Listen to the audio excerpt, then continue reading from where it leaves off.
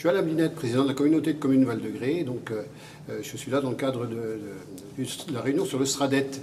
Alors, concernant la définition qu'on pourrait donner à la Bourgogne-Franche-Comté en 3 mots, moi je dirais patrimoine au sujet de la richesse culturelle de ces 2 ex-régions qui sont réunies aujourd'hui.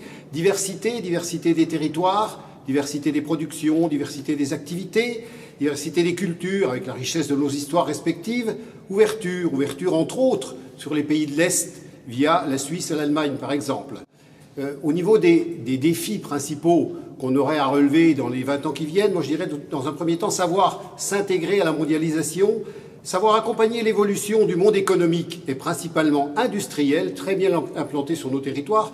Je veux dire par là que le numérique va révolutionner notre monde économique et notre participation à cette révolution est primordiale. Je pense aux chaînes 4.0 notamment dans certaines entreprises. Il faut qu'on sache aussi exploiter au mieux notre position géographique, je dirais au carrefour, donc d'un axe que j'ai déjà cité, ouest-est, donc qui permet de rejoindre la région parisienne et tous les pays de l'Est via la Suisse entre autres, et d'un axe nord-sud qui permet à tous les habitants de la Hollande, de la Belgique, le Luxembourg et une partie de l'Allemagne de rejoindre les Alpes et toute la partie méditerranéenne de l'Italie, de l'Espagne et bien sûr de la France.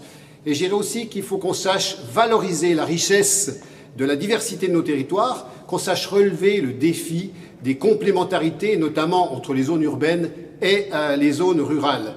La discontinuité territoriale est à prendre en compte pour qu'on y arrive. Concernant le défi pour lequel je pense qu'il y a une priorité et la solution pour arriver à résoudre ce défi, j'ai entendu que la région du Grand Est a consacré un montant très conséquent au développement du numérique. C'est essentiel. Il faut qu'on apporte l'aide aux départements et aux syndicats pour le développement des infrastructures numériques et en parallèle qu'on apporte des aides au monde économique qui souhaite investir pour pouvoir utiliser le numérique à tous les niveaux. C'est essentiel pour notre région et son avenir.